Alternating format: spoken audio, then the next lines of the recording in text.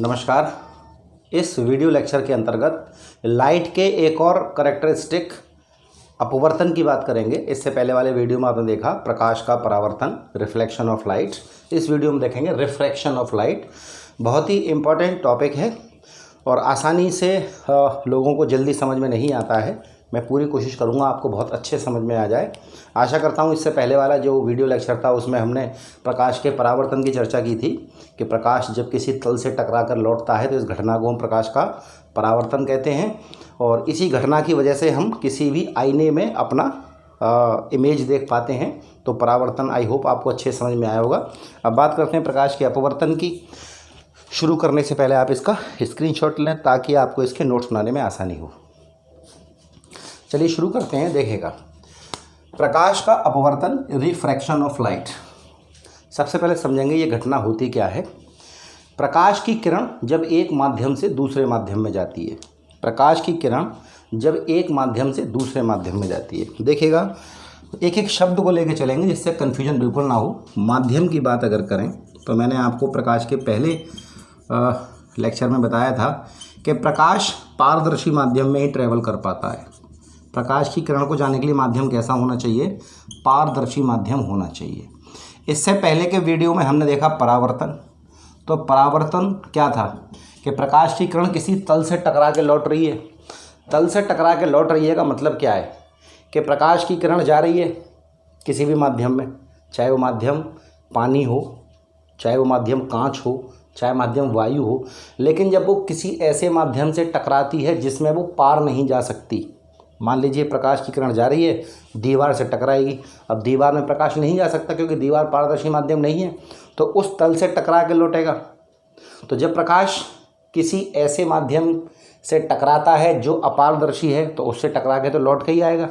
इसीलिए उस घटना को प्रकाश का परावर्तन कहा गया कि जब प्रकाश की किरण किसी तल से टकरा कर लौटती है तो किस तल से टकरा कर लौटती है, यानी किसी भी ऐसे माध्यम के तल से जो माध्यम अपारदर्शी है। मान लीजिए आप इस पर लाइट डालें तो ये बोर्ड आपका अपारदर्शी है, तो प्रकाश की किरण जाएगी और टकरा के लौट आएगी। जब टकरा के लौट आएगी तो ये इंसिडेंट क्या कहलाएगा? प्रकाश का परावर्तन। तो सबसे पहली बात करते हैं माध्यम की। अब यहाँ कंडीशन दूसरी है। अपवर्तन की जब भी बात करेंगे तो यहाँ पे दो माध्यम होंगे। प्रकाश की किरण एक पारदर्शी माध्यम से दूसरे पारदर्शी माध्यम में जाती है। वहाँ कंडीशन क्या आती है कि एक माध्यम था पारदर्शी और दूसरा माध्यम जो था अपारदर्शी था। चूँकि प्रकाश की किरण अपारदर्शी माध्यम में नहीं जा सकती थी तो टकरा के लौट रही थी, लेकिन यहाँ दोनों माध्यम कैसे हैं? पारदर्शी हैं, ट्रांसपेरेंट हैं। और जब दोनों ही माध्यम ट्रांसपेरेंट हैं तो प्रकाश की किरण ट्रैवल करेगी दोनों में, और जब ट्रैवल करेगी तो प्रकाश की किरण में कुछ चेंजेस आएंगे। उसी चेंजेस की जो घटना है उसको कहते हैं हम अपवर्तन कहते हैं। अब आप समझिएगा ध्यान से, देखिएगा बहुत ध्यान से समझना है। मैं कोर फिजिक्स में इसको बहुत डिटेल में पढ़ाता हूँ और उसी डिटेल में यहाँ पढ़ाऊँगा। मान लीजिए ये आपके दो माध्यम हैं, ऊपर माध्यम 1 और नीचे माध्यम 2, ठीक है। मान लीजिए ऊपर वायु है और नीचे पानी है।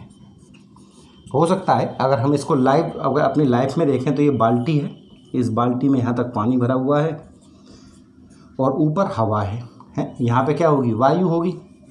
ऊपर क्या होगा? बाल्टी से ऊपर सब क्या होगा? हवा होगी। तो हवा भी कैसा माध्यम है? पारदर्शी। और बाल्टी में ये पानी भरा है, ये भी माध्यम कैसा होगा? पारदर्शी होगी। अगर कोई प्रकाश की किरण हवा से आके फिर पानी में अंदर जाए, प्रकाश की किरण पानी में चली जाए क्योंकि पानी पारदर्शी माध्यम है, या पानी के अंदर से कोई प्रकाश किरण ऊपर की तरफ आए। ये भी हो सकता है कि प्रकाश की किरण अंदर जा रही है, टकरा के वापस आ रही है, या अंदर आपने क्या किया है, एक छोटा सा बल्ब लगा रखा है पानी के अंदर और उसमें से रोशनी ऊपर आ रही है। तो जब पानी से ऊपर आएगी तो पहले पानी में ट्रैवल करेगी, पानी पहला माध्यम हो गया, और पानी से निकल के हवा में आएगी तो हवा दूसरा माध्यम होगा। यानी कि यहाँ कंडीशन क्या हो रही है कि प्रकाश की किरण एक माध्यम से दूसरे माध्यम में जा रही है। जब एक माध्यम से दूसरे माध्यम में जा रही है तो मैंने एक माध्यम 1 मान लिया और एक माध्यम 2 मान लिया, ठीक है। दो माध्यम मान लिए। ये जो मैंने लाइन खींची है ये वो तल है कि इससे ऊपर वायु है, इससे नीचे पानी है, या हो सकता है इससे ऊपर वायु हो, इससे नीचे कांच हो। कांच भी पारदर्शी माध्यम है। ऊपर हो सकता है पानी हो, नीचे कांच हो, ऊपर कांच हो, नीचे पानी हो। यानी कि दोनों माध्यम होंगे ऊपर माध्यम कोई और होगा, नीचे माध्यम कोई और होगा, और दोनों ही माध्यम पारदर्शी होंगे। तभी तो डेफिनेशन बनेगी ना कि जब प्रकाश की किरण एक पारदर्शी माध्यम से दूसरे पारदर्शी माध्यम में जाती है, यानी कि प्रकाश किरण एक माध्यम से दूसरे माध्यम में जा रही है, तब क्या होता है, प्रकाश की किरण अपने मार्ग से हट जाती है। प्रकाश की किरण अपने मार्ग से हट जाती है। कैसे, समझिए। देखिएगा, मैं बहुत बार फिजिक्स पढ़ा चुका हूँ ऑफलाइन क्लासेस में, और जब लाइट का चैप्टर आता है तो बच्चों को बहुत दिक्कतें होती हैं। लेंस वाले जो आपके टॉपिक्स होते हैं, लेंस में कहाँ प्रतिबिंब बनेगा, उल्टा बनेगा, आभासी बनेगा, देखिएगा बहुत आसान है। अगर आप पूरी क्लासें करते हैं कोर फिजिक्स में और हर चीज़ पे आप ध्यान से रिवीजन करते हैं, सब बहुत आसान है, टफ कुछ भी नहीं है, दुनिया में कुछ भी टफ नहीं है। चलिए अब देखिएगा, ये लाइन जो खींची है, ये लाइन से ऊपर एक माध्यम है, इस लाइन से नीचे दूसरा माध्यम है। जैसे बाल्टी वाला एग्जाम्पल आप देखेंगे कि बाल्टी में यहाँ तक पानी है, नीचे पानी है और ऊपर क्या, वायु। तो ये लाइन क्या कर रही है, इसके ऊपर एक माध्यम और नीचे दूसरा माध्यम।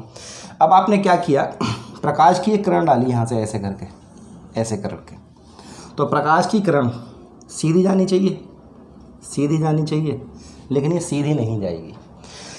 डेफिनेशन क्या है अपवर्तन की, प्रकाश की किरण जब एक माध्यम से, माध्यम एक और नीचे माध्यम दो, है ना, medium number second, medium number one, ऊपर वायु हो सकती है, नीचे पानी हो सकता है, ऊपर कांच हो सकता है, नीचे पानी हो सकता है, ऊपर पानी हो सकता है, नीचे वायु, मतलब दो मीडियम होंगे, दोनों अलग अलग होंगे और दोनों ही पारदर्शी होंगे। तो प्रकाश की किरण जब एक माध्यम से दूसरे माध्यम में जाती है तो अपने रास्ते से हट जाती है, यानी कि सीधी नहीं जाएगी, या तो वो इधर जाएगी थोड़ी सी या इधर जाएगी। जाना चाहिए था उसको सीधे, लेकिन माध्यम चेंज जैसे हुआ, चेंज होने के बाद प्रकाश की किरण की क्या हो गई, डायरेक्शन थोड़ी सी चेंज हो गई। इसी घटना को अपवर्तन कहते हैं। प्रकाश की किरण एक पारदर्शी माध्यम से दूसरे पारदर्शी माध्यम में जाने पर अपनी मूल दिशा से भटक जाती है ना। सीधी जानी चाहिए थी ना, ये डॉट डॉट डॉट वाली सीधी, लेकिन सीधी ना जाके या तो उधर हट जाएगी या इधर हट जाएगी। अभी देखेंगे कि इसका हटना किस बात पर डिपेंड करता है, लेकिन अभी के लिए आप समझिएगा कि प्रकाश की किरण एक माध्यम से दूसरे माध्यम में जाती है, ऊपर माध्यम एक है, नीचे माध्यम दो है, तो अपनी मूल दिशा से भटक जाती है। सीधी जानी चाहिए थी, लेकिन या तो इधर हो गई या इधर हो गई। इस घटना को ही प्रकाश का अपवर्तन कहते हैं। इस घटना को प्रकाश का अपवर्तन कहते हैं। गर्मी बहुत ज़्यादा है, रात के 9:30 बजे मैं वीडियो बना रहा हूँ। बीच में आपको कई दिन वीडियो नहीं मिले, उसकी वजह यही थी अत्यधिक गर्मी, और मुझे फ़ैन भी बंद करना पड़ता है। बस थोड़ा सा गर्मी तो राहत ले, आपको डेली वीडियो मिलेंगे। इसके अलावा सुपर टेट के लेक्चर भी आपको मिलना शुरू होंगे रेगुलर बेस पे। फिर चाहे मैं आपको डेली आकर ऑनलाइन लाइव पढ़ाऊँ, आपको लगातार वीडियो मिलेंगे और बिल्कुल क्वालिटी वाले वीडियो मिलेंगे। निश्चिंत रहिए, किसी भी टॉपिक से कोई समझौता नहीं किया जाएगा। टफ कुछ भी नहीं है, याद रखिएगा, सब आसान है। बस हम अपने अंदर सोच के चलें कि जब तक तोड़ेंगे नहीं तब तक छोड़ेंगे नहीं। चलिए, तो डेफिनेशन क्लियर है कि प्रकाश की किरण एक माध्यम से दूसरे माध्यम में जाती है तो क्या होती है, अपनी मूल दिशा से भटक जाती है। इसे ही क्या कहते हैं, प्रकाश का अपवर्तन कहते हैं। आशा करता हूँ अपवर्तन क्या होता है समझ में आ गया होगा कि प्रकाश की किरण जब एक माध्यम से दूसरे माध्यम से, और दोनों माध्यम कैसे हैं, पारदर्शी लिखा हुआ है कि एक पारदर्शी माध्यम से दूसरे पारदर्शी माध्यम में जब जाती है तो क्या होता है, अपनी मूल दिशा से भटक जाती है। इसे क्या कहते हैं, हम प्रकाश का अपवर्तन कहते हैं। अब देखिएगा, अब और एक दो शब्द समझिएगा। एक शब्द होता है सघन और एक होता है विरल। दो शब्द होते हैं, इनके साथ जोड़ लेते हैं सघन माध्यम और इसे जोड़ते हैं विरल माध्यम। देखो ये दोनों क्या है, समझ लीजिएगा। देखिएगा, आप एक चीज़ समझते हैं, घनत्व। घनत्व इसे कहते हैं इंग्लिश में डेंसिटी, है ना। घनत्व, डेंसिटी आप जानते हैं, मास पर वॉल्यूम के एकांक आयतन में कितना द्रव्यमान होगा, उसको घनत्व कहते हैं। नॉर्मल अगर भाषा में क्या कहते हैं, कौन सी चीज़ ज़्यादा भारी है। मान लीजिए आपके सामने ये मार्कर प्लास्टिक का है और ये मार्कर लोहे का है, तो लोहे का मार्कर भारी होगा, तो हम कह सकते हैं लोहे का घनत्व प्लास्टिक से ज़्यादा है। नॉर्मल सी बात है। तो जब हम पारदर्शी माध्यम की बात करेंगे, पारदर्शी माध्यम की अगर बात करें, पारदर्शी माध्यम जिसमें प्रकाश जा सके, जैसे जल, जैसे कांच, जैसे हीरा, जैसे वायु, है ना, और भी होते हैं, लेकिन अभी आप नॉर्मल समझिएगा। ये 4 माध्यम मैंने आपके सामने लिए हैं, ये चारों पारदर्शी है, इनमें प्रकाश आसानी से चला जाता है, जल, कांच, हीरा, वायु। इन चारों माध्यम का कोई ना कोई घनत्व होगा, कोई ना कोई घनत्व होगा। कैसे भाई, आप एक काम करें, आपके पास एक बीकर में या एक छोटे से बर्तन में पानी भरा हुआ है और उतने ही बड़े बर्तन में आप कांच भर दीजिए, ठोस कर दीजिए, तो कांच थोड़ा भारी हो जाएगा। तो कांच कैसा हो गया? सघन हो गया। कांच का घनत्व तो पानी से ज़्यादा हो गया। कांच की और पानी की बात करें तो कांच का घनत्व तो ज़्यादा है, तो कांच कैसा कहलाएगा? सघन माध्यम। और जल कैसा कहलाएगा? विरल माध्यम। अगर बात करें कांच की और हीरे की, तो हीरा और ज़्यादा ठोस होता है, तो हीरा क्या हो जाएगा? सघन। और कांच क्या हो जाएगा? विरल। अगर बात करूं पानी और वायु की बात करूं, तो वायु क्या हो जाएगी आपकी? वायु कैसी हो जाएगी? विरल। और जल कैसा हो जाएगा? सघन, क्योंकि वायु की तुलना में जल थोड़ा भारी होता है, जल थोड़ा भारी होता है। यानी कि जब आपके सामने 2 माध्यम हैं, दोनों ही पारदर्शी हैं, तो दोनों के घनत्व तो कैसे होंगे? अलग अलग होंगे। तो जब 2 पारदर्शी माध्यम आपको दे रखे हैं, मान लीजिए पानी दे रखा है और वायु दे रखी है, तो आपको पता होना चाहिए कि पानी सघन है या वायु सघन है। तो हमें मालूम है कि पानी वायु से भारी होता है, तो पानी और वायु की बात करें तो पानी तो सघन हो जाएगा और वायु कैसी हो जाएगी? विरल। लेकिन अगर पानी के संग हम कांच की बात करें, तब उस कंडीशन में क्या होगा? पानी कांच की तुलना में क्या हो जाएगा? विरल। और कांच क्या हो जाएगा? पानी की तुलना में सघन हो जाएगा। जैसा कि मैंने आपको पहले बताया था, मैंने एग्जाम्पल दिया था ऊष्मा वाले चैप्टर में, ठंडा और गर्म की बात जब मैंने आपको बताई थी कि ठंडा गर्म हमेशा एक से नहीं होते। मैंने कहा चाय रखी है और सादा पानी रखा है, आपके पास कप में चाय रखी है और नॉर्मल पानी रखा है जो आपने टंकी से भर लिया है, तो मैं आपसे पूछूं कौन गर्म है, तो आप कहेंगे चाय गर्म है, पानी ठंडा है। अब चाय को हटा दिया जाए, अब थोड़ी सी बर्फ़ लाई जाए फ्रिज से निकाल के, अब आपके पास फ्रिज रखी है और वो पानी रखा है जो आपने अपनी टोंटी से भर लिया है, टैप से भर लिया है, तो आपसे पूछूं कौन गर्म है, तो आप कहेंगे अब ये पानी गर्म है, बर्फ़ ठंडी है। जबकि अभी क्या हो रहा था, जब पानी की तुलना कर रहे थे चाय से, तो पानी कैसा हो रहा था? ठंडा, और चाय गर्म हो रही थी जब चाय और पानी की तुलना कर रहे थे। लेकिन अब पानी की तुलना बर्फ़ से कर रहे हैं तो पानी गर्म हो गया। यानी कि ठंडा और गर्म परमानेंट नहीं है। कोई वस्तु किसी से तुलना करने पर गर्म हो सकती है, लेकिन वही वस्तु किसी और से तुलना करने पर ठंडी हो सकती है। सिमिलरली कोई माध्यम हमेशा सघन नहीं होगा, कोई माध्यम हमेशा विरल नहीं होगा। अगर तुलना कर रहे हैं हम किसकी? हम तुलना कर रहे हैं कांच की और पानी की, तो कांच सघन हो जाएगा, कांच का घनत्व तो ज़्यादा है, और पानी विरल हो जाएगा। तुलना कर रहे हैं पानी की और वायु की, तो पानी कैसा हो जाएगा? सघन, और वायु कैसी हो जाएगी? विरल। यानी कि 2 माध्यम में तुलना करने पर जिसका घनत्व तो ज़्यादा है वो माध्यम कैसा होगा? सघन। और जो माध्यम का घनत्व तो कम आए तुलनात्मक रूप से, वो कैसा माध्यम होगा? विरल माध्यम होगा। अब आपको समझना है आगे। पहली कंडीशन, प्रकाश की किरण एक पारदर्शी माध्यम से दूर से पारदर्शी माध्यम में जाने पर अपनी मूल दिशा से भटक जाती है। यानी कि एक माध्यम से दूसरे माध्यम में जब जा रही है तब अपनी दिशा से क्या हो रही है? भटक रही है। इस घटना को क्या कहते हैं? प्रकाश का अपवर्तन कहते हैं। क्या कहते हैं? अपवर्तन कहते हैं, रिफ्रैक्शन ऑफ लाइट कहते हैं। जबकि किसी दूसरे माध्यम के तल से टकरा के लौट रही थी, उसको परावर्तन कह रहे थे, क्योंकि वहाँ पे क्या था कंडीशन? एक माध्यम पारदर्शी था, एक माध्यम अपारदर्शी था, इसलिए टकरा के लौट रही थी। यहाँ पे दोनों माध्यम कैसे हैं? पारदर्शी। लेकिन जब एक माध्यम से दूसरे माध्यम में जाएगी तो प्रकाश की किरण का रास्ता क्या होगा? भटक जाएगा। अब आप समझिएगा, ये जो आपके सामने फिगर बने हुए हैं, पहले समझिए इन फिगर में किस चीज़ का क्या मतलब है। चलो देखिएगा, ऑफलाइन क्लास जब होती है तो मैं पूछ लेता हूँ, आप बता देते हैं हाँ हाँ सर, अभी एक बार और यहाँ मैं इसलिए 2-3-4 बार चीज़ों को रिपीट करता हूँ क्योंकि आप मेरे सामने फिजिकली अवेलेबल नहीं है, इसीलिए मैं चीज़ों को 4-4 बार रिपीट करता हूँ कि अगर एक बार में हो सकता है चीज़ें पिक ना हो पाई हो तो आप दोबारा समझ लें। चलिए अब देखिएगा, ये जो चित्र आपके सामने बने समझिएगा। देखिए ये जो होता है ये वो तल है जो दोनों माध्यमों को अलग करता है। इसके ऊपर दूसरा माध्यम है, इसके नीचे और माध्यम है। यानी कि 2 माध्यम जब होंगे, जो आप एग्जाम्पल समझिएगा, नीचे बाल्टी में पानी भरा है, यहाँ तक पानी है, ऊपर वायु है, तो इन दोनों को अलग करने वाला तल ये हो गया ना कि इसके ऊपर वायु, इसके नीचे पानी। तो ये जो बने हुए हैं आपके सामने, ये जो बने हुए हैं ये वाले ये वो तल है, ये वो तल है जो तल दोनों माध्यमों को अलग कर रहा है, पहली चीज़।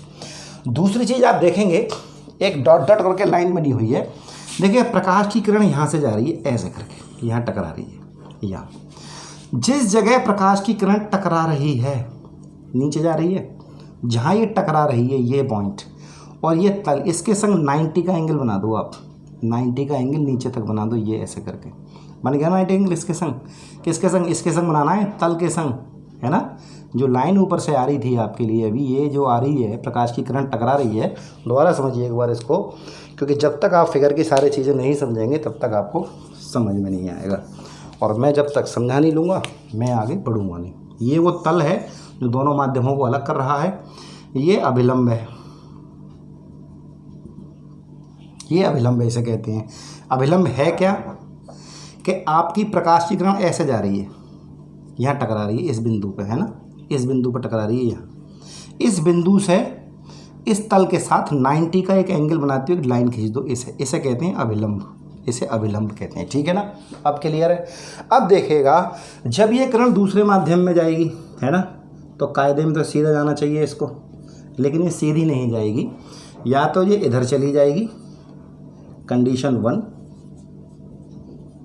या ये इधर आ जाएगी कंडीशन 2, ठीक है। यही घटना क्या है, अपवर्तन है कि प्रकाश की किरण माध्यम 1 मीडियम 1 से मीडियम 2 में जाती है, और दोनों माध्यम कैसे हैं, पारदर्शी, तो वो अपने रास्ते से हट जाती है, अपने मूल मार्ग से, अपनी जो ओरिजिनल रास्ता उससे हट जाती है।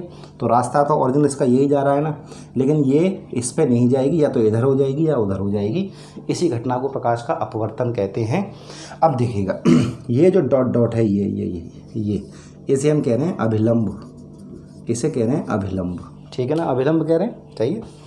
ये जो किरण ऊपर पड़ रही है ये वाली, है ना, इसे कहते हैं आपतित किरण।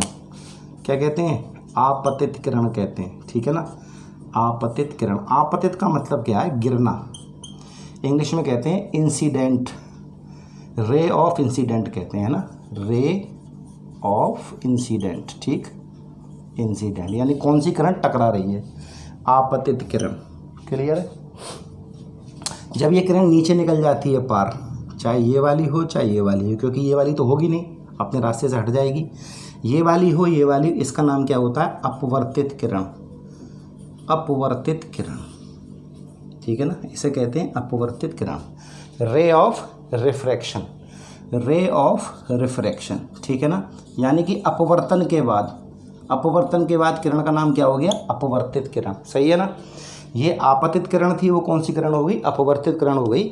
जैसा कि एक और एग्जाम्पल से समझिए, जैसे हमने कल परावर्तन पढ़ा था, ये है प्रकाश किरण ऐसे आएगी, है ना, और वापस चली जाएगी ऐसे करके, क्योंकि परावर्तन पढ़ा था ना कल हमने, यहाँ तक दिख रहा है कोने में, गर्मी बहुत है, ठीक है दिख रहा है, चलो। तो देखिए कल परावर्तन पढ़ा था ना, परावर्तन में क्या है, माध्यम 1 माध्यम 2, लेकिन नीचे का माध्यम परावर्तन में कैसा होता है, अपारदर्शी, तो किरण आएगी और टकरा के वापस लौट जाएगी। तो ये किरण कैसी थी, परावर्तित किरण, जो टकरा के लौट रही थी, और टकरा रही थी वो कैसी थी, आपतित किरण। आपतित का मतलब है गिरने वाली किरण, अगर और देशी भाषा में कहें तो गिरने वाली किरण। तो देखिएगा ये समझ में आ गया आपके, ये वो तल है जो दोनों माध्यम को अलग कर रहा है। जहाँ ये किरण टकरा रही है उसके साथ खींचा गया 90 डिग्री का एंगल, यानी कि तल के संग उस बिंदु के सापेक्ष खींचा गया 90 डिग्री का एंगल अभिलंब कहला रहा है। ये जो किरण गिर रही है वो आपतित किरण है, और जो किरण गिरने के बाद रास्ते से भटक रही है, चाहे ये वाली, इसे कहते हैं अपवर्तित किरण कहते हैं। अब आपको समझ में आ गया होगा। अब समझिएगा अगली चीज़। अब देखिएगा कंडीशन 1 कि किरण सघन माध्यम से विरल माध्यम में जाए तो अभिलंब से दूर हट जाती है। सघन माध्यम से विरल माध्यम में जाए तो अभिलंब से दूर हट जाती है।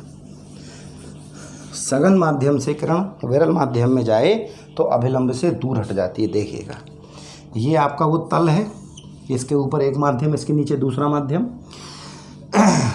ये मैंने अभिलंब बना दिया, पहले बना दिया, ठीक है ना, किरण यहीं टकरा देंगी।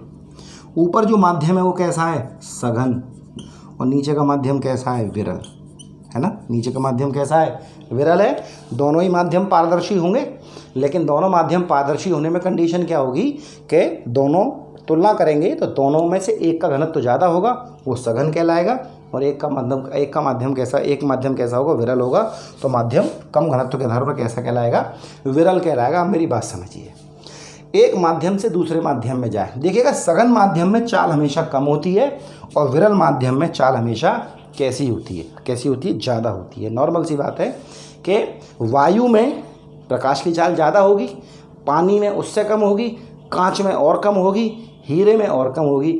यानी कि माध्यम का घनत्व जितना बढ़ता जाएगा उतनी चाल कम होती जाएगी, और माध्यम का घनत्व जितना कम होगा उतना ही क्या हो जाएगा, प्रकाश की चाल ज़्यादा हो जाएगी। सीधी सी बात है। अब यहाँ पे माध्यम एक सघन है, माध्यम एक विरल है। अब यहाँ मैं किरण डालता हूँ ऐसे करके, ये किरण कौन सी कहलाएगी, आपतित किरण कहलाएगी ना। आपतित किरण जो गिर रही है, कायदे में तो इस किरण को सीधा जाना चाहिए था, लेकिन सीधा नहीं जाएगी क्योंकि अपवर्तन हो रहा है। और जैसे ही माध्यम चेंज होगा तो या तो ये उधर चली जाएगी या इधर आ जाएगी। अगर ये इधर चली जाए तो इसे कहते हैं अभिलंब से हट जाना। ये अभिलंब है ना आपका सीधा, इससे हट जाना। और ये इधर आ जाए तो कहते हैं अभिलंब की ओर झुक जाना। ये बात समझिए, टेक्निकल पॉइंट है कि जब सघन माध्यम से या विरल से किसी से आ रही है, लेकिन जैसे ही माध्यम चेंज हुआ सीधी नहीं जाएगी। अगर ये इधर चली गई तो क्या कहेंगे, अभिलंब से हट गई दूर, और इधर आ गई है तो कहेंगे अभिलंब की ओर झुक गई। टेक्निकल पॉइंट समझिएगा कि इधर चली गई तो अभिलंब से दूर हट गई, इधर आ गई तो अभिलंब के पास आ गई। अब कंडीशन समझिएगा कि अभिलंब के पास कब आएगी और अभिलंब से दूर कब जाएगी। सघन माध्यम से जा रही है विरल माध्यम में, तो मैंने जैसा कि आपको बताया कि सघन माध्यम है एक और एक विरल माध्यम है, दो माध्यम है, दोनों की तुलना करी तो एक माध्यम सघन निकलेगा और एक कैसा निकलेगा, क्योंकि दो अलग अलग माध्यम होंगे, दोनों का घनत्व अलग अलग होगा। सघन माध्यम में चाल कम होगी और विरल माध्यम में चाल क्या होगी, ज़्यादा होगी। प्रकाश की चाल सघन माध्यम में कम होगी और विरल माध्यम में ज़्यादा होगी। अब प्रकाश की किरण कौन से माध्यम से आ रही है, सघन माध्यम से आ रही है, और जा कौन से माध्यम में रही है, विरल माध्यम में रही है, ठीक है ना। जाना चाहिए था उसको कहाँ, सीधा, लेकिन घटना कौन सी हो रही है, अपवर्तन की, इसलिए वो सीधी नहीं जाएगी। तो सघन से विरल में जाएगी तो चाल क्या हो जाएगी, ज़्यादा।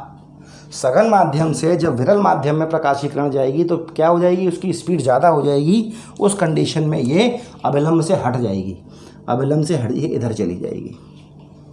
सघन माध्यम से विरल में जाने पर, क्योंकि सरल में स्पीड कम थी, विरल में स्पीड ज़्यादा है, तो ये क्या हो जाएगी, अभिलंब से हट जाएगी।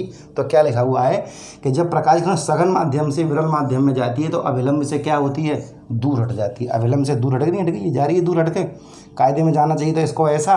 अगर उल्टा कर दूँ, मैं उल्टा कर दूँ कि सघन माध्यम से अब ये विरल से जा रही है, अब काय में जा रही है, सघन में जा रही है। कंडीशन 2, विरल से काय में जा रही है कि पहले कम घनत्व वाले माध्यम में चल रही थी, अब ज़्यादा घनत्व वाले माध्यम में जा रही है।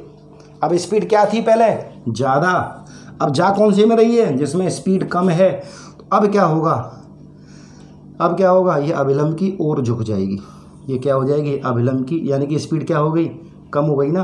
पहले क्या हो रहा था, ऊपर सघन था नीचे विरल था, तो पहले कम से ज़्यादा में जा रही थी तो अभिलंब से दूर हट रही थी, कंडीशन 1। लेकिन जब विरल से सघन में जा रही है तो ज़्यादा से कम में जा रही है, उस कंडीशन में क्या हो जाएगा, स्पीड कम हो जाएगी तो अभिलंब की ओर झुक जाएगी। साफ लिखा हुआ है कि विरल माध्यम से सघन माध्यम में जाने पर अभिलंब की ओर किरण क्या होती है, झुक जाती है। तो देखो ऐसे सीधा जाना चाहिए था, लेकिन क्या हो गई, ये झुक गई ना, किधर की तरफ, अभिलंब की तरफ। ये अभिलंब है आपका। पहले क्या था, सघन से विरल में जा रही थी, तो सघन से विरल में जाने पे क्या हो रहा था, स्पीड यहाँ कम है सघन में, यहाँ ज़्यादा है तो इधर हट गई। इधर क्या था, कम से ज़्यादा में जा रही है तो अभिलंब की ओर झुक गई। तो ये चीज़ मैं समझता हूँ आपको यहाँ तक क्लियर हो गया होगा। अपवर्तन की वजह से कौन कौन सी घटनाएं होती हैं, रात में तारों का टिमटिमाना, ठीक है ना, पानी में डूबी हुई छड़ का टेढ़ा दिखाई देना, और पानी में डूबा हुआ सिक्का उठा हुआ प्रतीत होता है। पानी में जो सिक्का आपका डूब जाता है, वो आपने देखा होगा कि बाल्टी में देखते हो तो आपको लगता है सिक्का ऊपर उठा हुआ है। उन सब घटनाओं का रीज़न क्या है, अपवर्तन है। और इसके एग्जाम्पल आपको याद रखने हैं। इनके टेक्निकल पॉइंट की आवश्यकता सीटेट ईवीएस में नहीं है। कोर फिजिक्स में मैं आपको ये भी बताऊंगा कि तारे क्यों टिमटिमा रहे हैं, छड़ क्यों टेढ़ी, ये सब चीज़ें वहाँ पे टेक्निकली डिफाइन होती हैं, चूँकि सीटेट ईवीएस में इतना लेवल का नहीं है। आशा करता हूँ ये आपको यहाँ तक समझ में आ गया होगा कि प्रकाश की किरण जब एक पारदर्शी माध्यम से दूर से पारदर्शी माध्यम में जाती है तो अपनी मूल दिशा से भटक जाती है। ऐसे ही प्रकाश का अपवर्तन कहते हैं। सघन माध्यम से विरल में जाएगी तो अभिलंब से दूर हट जाती है। ये आपको समझ में आ गई। ये वो तल है जो दोनों माध्यम को अलग करता है। ये अभिलंब है, ये आपतित किरण है, ये अपवर्तित किरण है। आशा करता हूँ सब समझ में आया होगा। मैं अगले वीडियो में समझाऊंगा आपको पूरा आंतरिक परावर्तन और क्रांतिक कोण, क्योंकि दोनों ही बड़े टॉपिक हैं, बहुत टेक्निकल डेफिनेशन चाहिए इनकी, लेकिन समझाऊंगा। आशा करता हूँ वीडियो आपको समझ में आया होगा। गर्मी बहुत ज़्यादा आप देख रहे हैं, मुझे वीडियो कैसा लगा, अगर आप इस वीडियो को देख रहे हैं तो कमेंट सेक्शन में बताएं ज़रूर। और जल्दी ही आपको लगातार वीडियो मिलना शुरू होंगे। गर्मी कम हो जाएगी तो आपको सुपर टैट के वीडियो भी लगातार आपको मिलेंगे। Thank you.